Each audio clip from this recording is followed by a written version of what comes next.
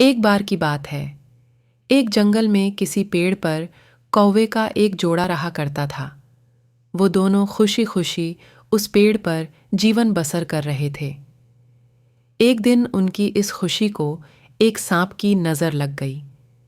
जिस पेड़ पर कौवों का घोंसला था, उसी पेड़ के नीचे बने बिल में सांप रहने लगा था। जब भी कौवों का जोड़ा दाना चुगने के लिए जाता, सांप उनके अंडों को खा जाता था और जब वो वापस आते तो उन्हें घोंसला खाली मिलता था।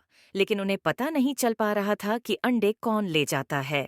इस प्रकार से कई दिन निकल गए।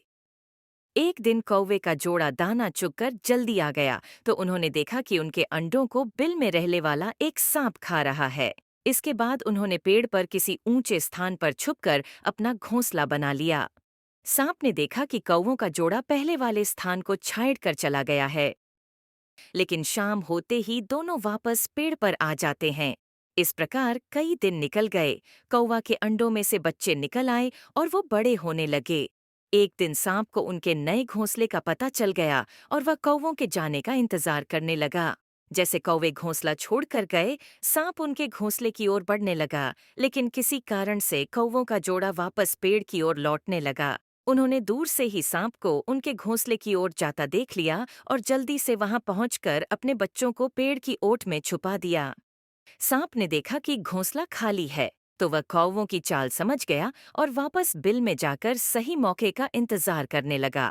इसी बीच कौवे ने सांप से पीछा छुड़ाने के लिए एक योजना बनाई। कौवा उड़कर जंगल के बाहर बने एक राज्य में चला गया।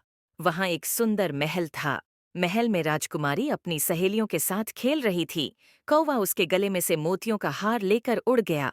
सभी ने शोर मचाया तो पहरेदार हार लेने के लिए कौवे का पीछा करने लगे। कौवे ने जंगल में पहुंचकर हारा को सांप के बिल में डाल दिया, जिसे पीछे कर रहे सैनिकों ने देख लिया। जैसे ही सैनिकों ने हार निकालने के लिए बिल में हाथ डाला तो सांप फुंकारता हुआ बाहर निकल आया। सांप को देखकर सैनिकों ने तलवार से उस पर हमला कर दिया, जिससे सांप घायल हो गया और अपनी जान बचाकर वहां से भाग गया। सांप के जाने के बाद कौवा अपने परिवार के साथ खुशी खुशी रहने लगा। कहानी से सीख। हमें इस कहानी से यह सीख मिलती है कि कभी भी निर्बल का फायदा नहीं उठाना चाहिए। साथ ही मुसीबत में समझदारी से काम लेना चाहिए।